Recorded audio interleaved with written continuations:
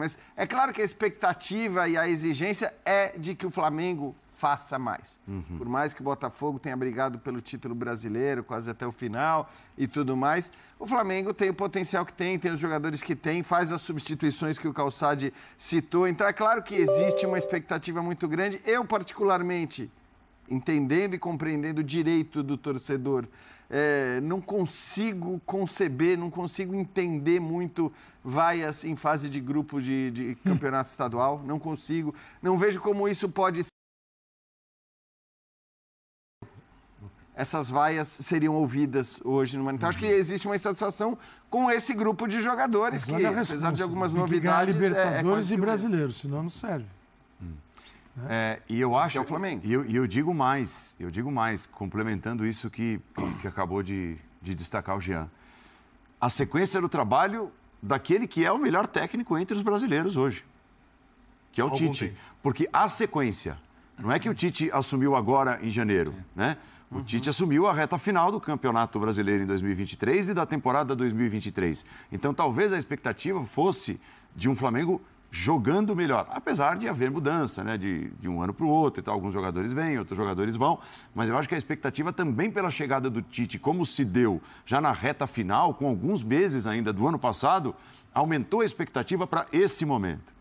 Boa noite, Paulo, Jean, Léo, professor Calçade, aos fãs e às fãs do esporte. É a turma de cinza e o Calçade, né?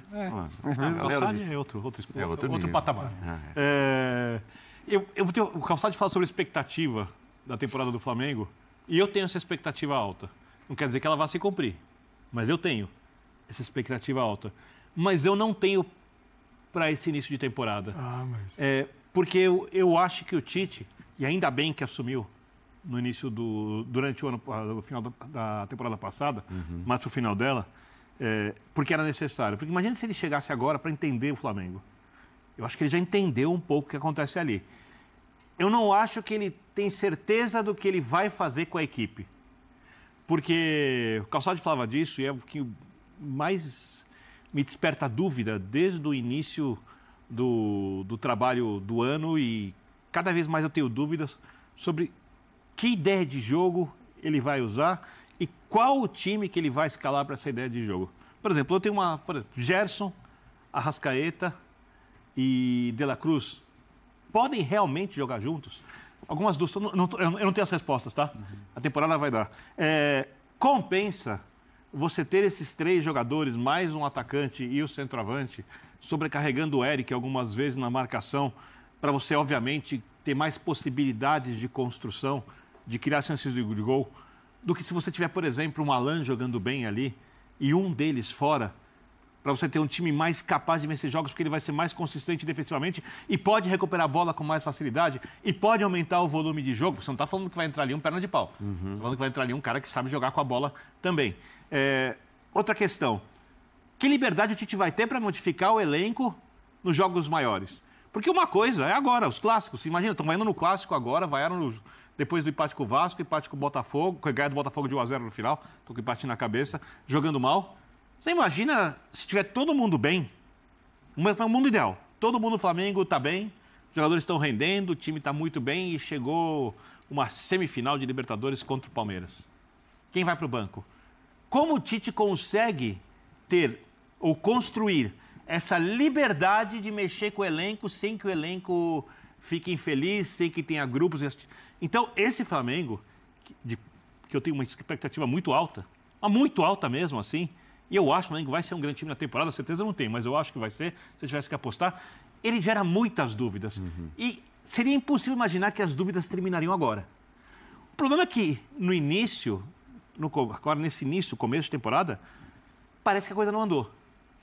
Elas continuam exatamente iguais ao início da temporada, né? E o mais difícil para o torcedor, por isso eu entendo as vaias, apesar de eu concordar com o Jean, não acho que as vaias sejam produtivas em nenhum aspecto, mas eu entendo, faz parte do show do futebol. O torcedor também tem essas dúvidas.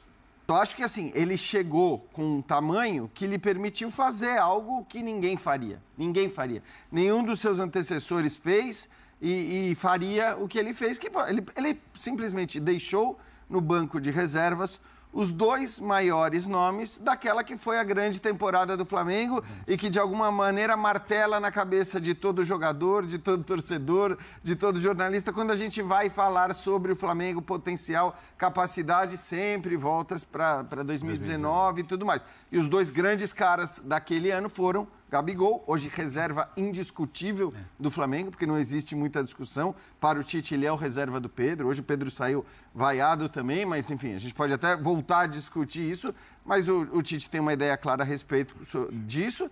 E o Bruno Henrique, que talvez seja até menos justificável, pelo menos na minha opinião, a reserva para o Bruno Henrique, porque ele fica na temporada passada um bom tempo fora. Quando ele volta, ele não volta mal, mas pelo contrário, ele volta bem, ele volta fazendo jogos importantes e depois... Se lembrar contra o próprio Botafogo no Brasileiro, por exemplo. Exato. Agora, tem uma crença ali do Tite no Cebolinha, e acho que também é compreensível, porque senão começa aquela coisa de o Cebolinha não serve, o Luiz Araújo não serve. Olha o nível desses jogadores. Eles são muito... O Cebolinha é a melhor notícia desde o ano passado. Exato. Então, assim... Ele estreou no Flamengo.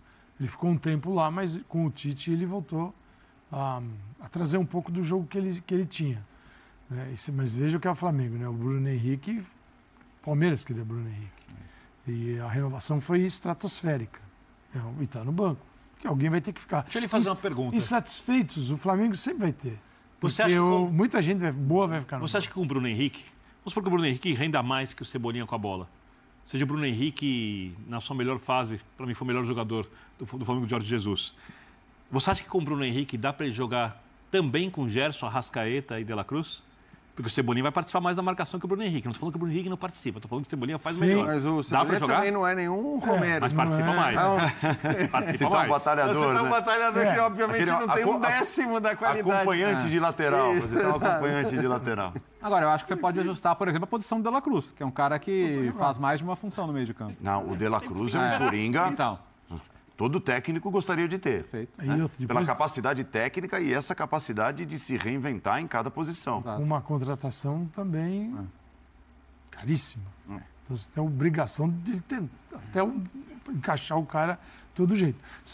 Dá trabalho, óbvio, dá trabalho para quem não tem talento e dá trabalho para quem tem demais.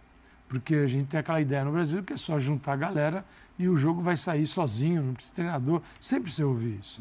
O treinador é superestimado. Não atrapalhar. Tá bom. Superestimado. Eu vejo tantos times, às vezes menores, né, com um trabalho tão bonito, treinador. Né? Mas vamos imaginar, não vamos cobrar isso do Pulgar. O Pedro, por característica, é um ponto final de toda essa reunião que está rolando aqui, de caras que têm o passe e têm a criatividade. Eu estou falando de La Cruz, de Gerson, de Arrascaeta e, no caso, Cebolinha. Você tem quatro que vão construir um jogo que o centroavante, que é um cara que... É só desfrutar. Está na área... Teoricamente, é o time dos sonhos para o centroavante. Nesse cenário de tantos meias juntos, eu não posso falar... Você não pode encontrar o Pedro. Pedro saiu da área, veio buscar a bola. Não, amigo, você fica na área. Você não pode sair da área. Ela vai chegar. Você tem que... Ela vai chegar. Ó, nós temos uma imagem com som, que é o mais importante, da torcida do Flamengo, vaiando o Pedro, quando sai o Pedro, e aplaudindo o Gabigol, que entra no lugar do Pedro.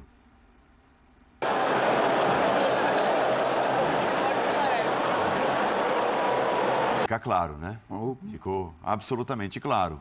Que o Calçade acabou de falar, né? Pô, você tem 4 caras da qualidade dos caras tem que fazer chegar no poste, entre aspas, no centroavante mais preso. Tudo bem você querer ter um centroavante ali. Agora, não é o caso, vou pegar a referência do Yuri Alberto, que a gente falou tanto da crise do Yuri Alberto e tal, e houve um momento em que se falava, a bola não chega, como é que você vai falar do Yuri Alberto? Só que a bola começou a chegar. E o cara perdia um gol atrás do outro. Então, assim, olha para o Pedro, o que ele teve de possibilidade? Que chance ele perdeu?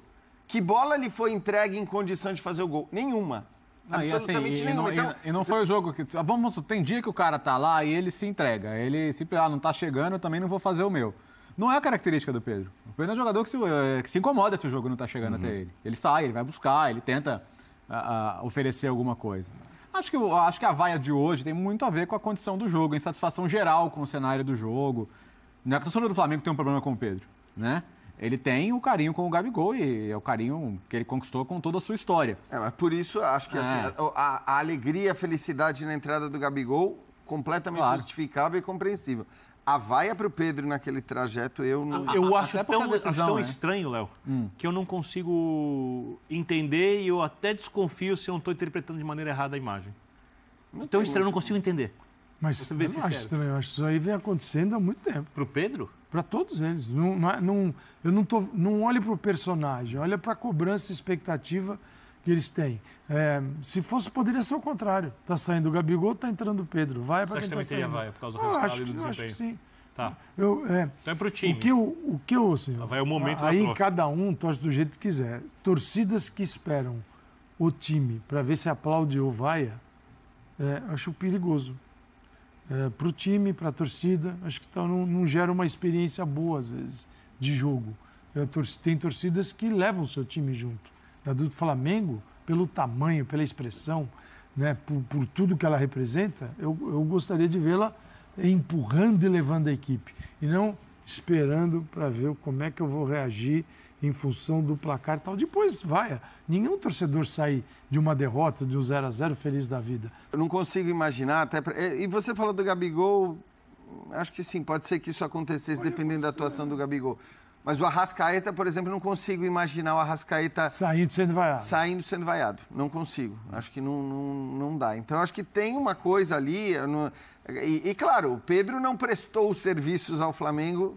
E você pode até discutir se isso deve ou não ser levado em conta na hora que você vai vaiar ou aplaudir o jogador. Mas ele não prestou os mesmos serviços ao Flamengo que prestaram o Gabigol, a sombra Bruno é Henrique, grande, a Arrascaeta e a sombra do não, se Gabigol. todos saem do Flamengo hoje, você vai contar a história deles de maneira muito diferente. É claro. O Gabigol é dos eternos. O Pedro, um grande jogador. Apesar de ter feito muitos gols, né? Sim, Temporada sem dúvida, após um grande temporada, jogador. mesmo não sendo titular.